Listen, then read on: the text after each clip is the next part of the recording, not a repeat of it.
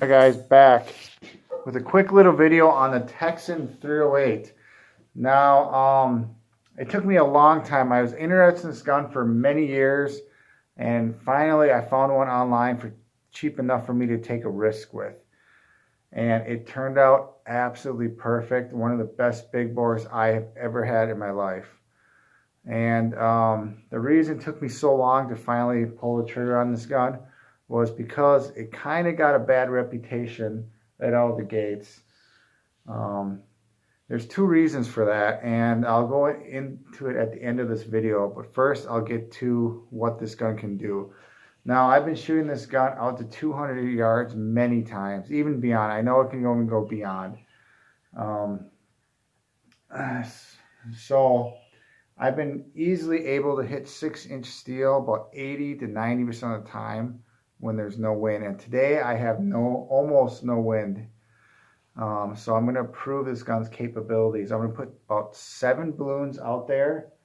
The gun is kind of tuned to fill at 170 bar to shoot down to 150 bar. And in that range, I have about 7 to 9 really, really good shots.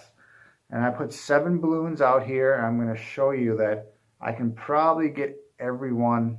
I'm pretty sure there's a good chance, put it that way, that I can get all 7 balloons in 7 shots. Maybe it'll take me 8, but this is an unregulated gun.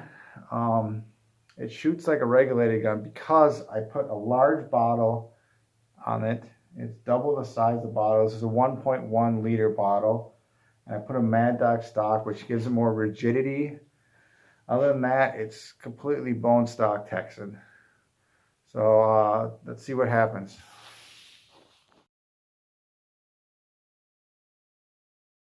All right, 200 yards, Airforce Texan. I get 7 shots per fill. I got 7 balloons out there. There's almost no wind. Well, actually, at this moment, I would say there's no wind. I'm going to prove what this gun can do. 1.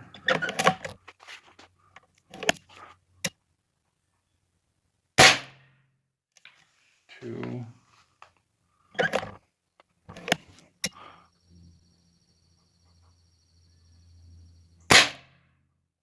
3.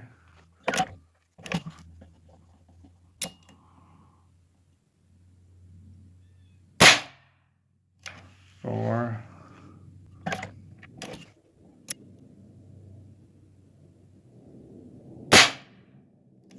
5.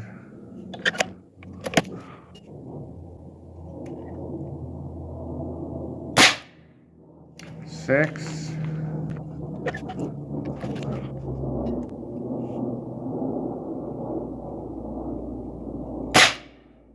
7. No problem, 100%. All right, 7 for 7, 100% with an unregulated Airforce Texan SS. This gun has not done nothing but impress me, and that's completely opposite of what I first read about this gun on the forums a few years ago. There's 2 reasons for that. The first one was kind of Airforce's fault. From what I hear on the forums, there was baffles that weren't cut out or drilled out perfectly, and we got some clipping. The owners got a little bit of clipping every now and then. And that was an easy fix. Once we figured that out, they drilled it out. And then second was kind of the shooter's fault. Like a lot of people nowadays, they all want to shoot giant honking pieces of lead through smaller calibers. And honest, I shot everything, and I've noticed this gun really likes, I would say, the smaller half of all the weights in 308 caliber.